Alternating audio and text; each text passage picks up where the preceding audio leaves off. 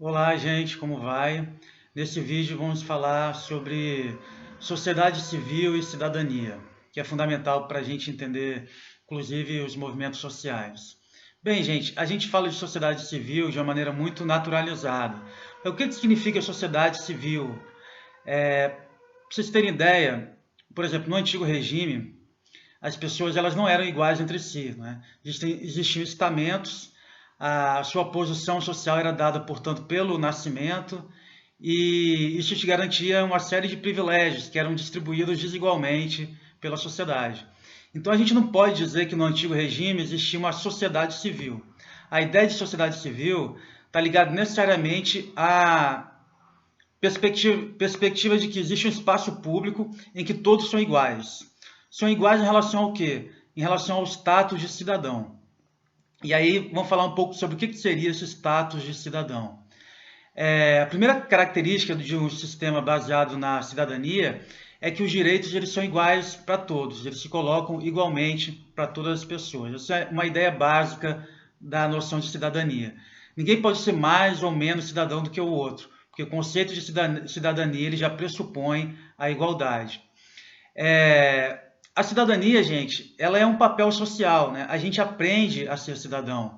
Então, por exemplo, dentro de casa, as relações geralmente elas são hierarquizadas, né? Os pais, eles têm um controle sobre as decisões em relação aos filhos, né? Isso é aceito nos moldes de uma dominação tradicional, né? Como a gente já falou do Weber, porque tem uma diferença etária e considera-se então que os pais eles têm que tutelar os filhos. No entanto, então a gente vem de digamos assim, na família a gente é familiarizado com um mundo hierarquizado. Na medida que a gente avança para o espaço público, por exemplo, quando você vai para a escola, aí você não é mais filho de fulano ou de Beltrano. Todos são iguais, né? Na escola que a gente começa a ser individualizado. Nós somos indivíduos, somos cidadãos e temos o mesmo direito que nossos outros colegas independente da nossa origem econômica, independente da nossa origem racial, independente do nosso gênero e assim por diante. Ou pelo menos deveria ser assim. Né? Então, fundamental entender que a ideia de cidadania ela pressupõe igualdade de tratamento. Agora vamos, digamos assim, analisar o que contém essa categoria cidadania.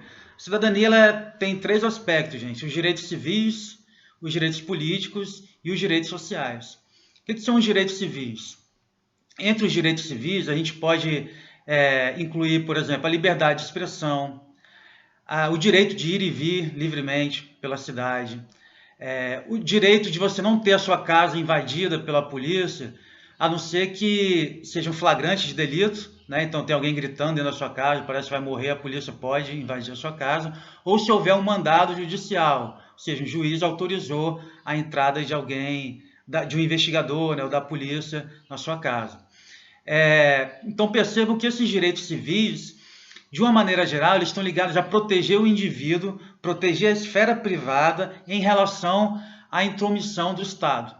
Então, por exemplo, o Estado não pode, por exemplo, também ficar revirando as suas contas bancárias sem uma autorização judicial. Então, os direitos civis, eles envolvem basicamente a proteção da vida privada em relação à invasão do Estado. Né? No Brasil, gente, nós temos um déficit muito grande de direitos civis, que está baseado no seguinte problema. A Constituição de 1988, ela realmente tem um espírito de tratar todos igualmente. Só que o nosso Código do Processo Penal, ele é da década de 40, da época de Vargas, né, em que a gente estava sob um governo autoritário. Então, só para vocês terem ideia, o artigo 295 do Código do Processo Penal, ele diz que duas pessoas que cometam o mesmo crime, uma tem um diploma universitário e a outra não tem, elas são tratadas desigualmente pelo sistema penal.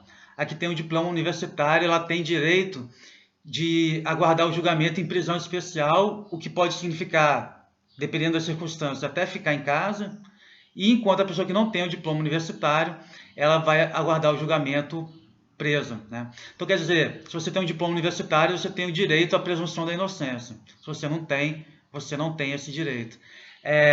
Isso está no Código do Processo Penal. Isso tinha que ter sido alterado até hoje, gente, mas não foi. Então, a Constituição e o Código do Processo Penal estão baseados em princípios conflitantes. E aí, quando você vai ser julgado no sistema de justiça brasileiro, a sua capacidade de pagar bons advogados, a influência que eventualmente você tenha no judiciário pode determinar fortemente o resultado que vai ter no processo, tá? Um outro exemplo de que os direitos civis ainda não foram universalizados no Brasil é que inventaram uma coisa chamada mandado de busca e apreensão coletivo. Então, isso já foi feito no Rio de Janeiro, já foi feito em Vitória. Então, por exemplo, uma operação contra o narcotráfico numa comunidade de periferia, né? Alguns juízes já emitiram mandados de justiça, mandados de busca e apreensão, que permitem, por exemplo, que a polícia entre na casa de qualquer pessoa naquele bairro, sobre a justificativa de que o tráfico é muito emaranhado com a comunidade, eles podem obrigar as pessoas a guardar armas e drogas na casa delas. Então, se você mora na periferia, você tem menos direitos do que se você mora, por exemplo, num bairro de elite, né, num bairro chique.